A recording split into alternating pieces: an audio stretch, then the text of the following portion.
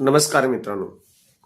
काय होतंय, आपण आपलं आयुष्य जगत असताना महत्वाची गोष्ट आहे, ज्या भूतकाळामध्ये एखाद्या गोष्टी घडलेल्या असतात त्या घटनेचा आपण सातत्याने एवढा विचार करत असतो ना, की त्या घटना आपल्या मनातून किंवा विचारातून जातच नाहीत. आणि होतं नेमकं काय, जे आता वर्तमानामध्ये आपण जे जगत असतो किंवा आजचा दिवस जो जगत असतो, हा जगण्याचा आजचा दिवस कालच्या विचारामुळे आजचा दिवस खराब होत असतो.